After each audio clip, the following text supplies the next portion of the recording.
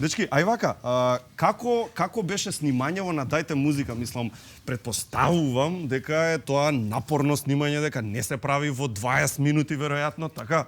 Колку трае едно снимање? Колку траеше едно снимање за Дајте музика? Кој сака нека почне? Ајде, зависи секогаш. Некогаш ако бевме и напорни, снимавме и дури до 2 епизоди на ден. Добро. Најобично до некаде една и дел од втората, Добро. некогаш една и пол, некогаш една. Кога се почнуваше? Во колку часот? Ние Од веќе наутро? Да, ние веќе бевме на сет уште од 7:30 Добро. рано наутро и се снимавме до некаде на кај 3:30. Така. Да, 4. Да. Вие цел еден работен ден сте терале. Да. Мама, тато на работа, вие на снимање, они од работа, вие од снимање ве земаат, значи. И издржувавте лесно, како беше? Многу беше напорно. Да бидеме искрени. Да, бидеме искрени, беше напорно, ама супер на крај искочи и стварно. Интересно беше и забавно и снимањето ни беше интересно. Мислам беше напорно некој дел, ама кога си веќе влезен во студио, кога го кажуваш текстот и снимаш и се Нема жалење, нема стоп, нема пауза. Така е. Сега, јас сум сигурен, бидејќи имавте многу гости, многу добри познати и глумци, и пејачи, и спортисти, кои се не ви дојде. И сигурно имало некои случаи интересни што се случиле за време на снимање. Еве, например, Јован, кажи ти за епизодата со Елена Ристевска, има некоја приказка интересна.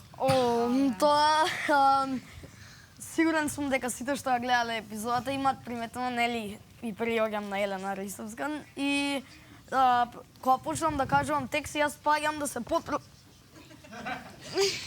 Ова беше наредно. Истото ова, всушност. Оп, чекај. Дали ете всушност ја гледаме сцената. Вау. Чекај, ова не е ништо планирано. Ова не е ништо планирано. Ништо, Јас само за случај. Ја мислам дека е цврсто и само паднав, ама ми изгледаше како добра прилика и продолжив со текстот, бидејќи стварно мислам дека е како, иако целата епизода е супер, мислам дека ова е како еден бисер на епизодата. Ќе си остане запамтено, да речеме. Да. Види, така е. После години ќе викаат како падна еднаш врз шатора, дали се сеќаш и ќе ти пуштат пред 20 години што се случило. А да речеме па Перо Антич кога беше, мене ме интересира исто, фан сум на Перо Антич, фан сум на Дајте музика, што беше нешто најинтересно околу Најсмешното беше кога застанавме до Перо, сите му бевме до колено. Да. Буквално. Да. Еве го Перо.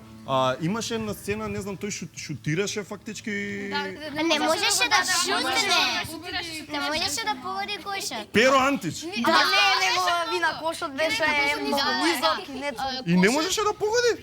Кошот му беше до врат, така да маца беше тешко за да го погоди. Ама и топката беше некогаш и се заглавуваше дури во кошот. Ама е сепак пензиониран кошаркар, па може да му се прости, мислам така. Да не му земаме за зло.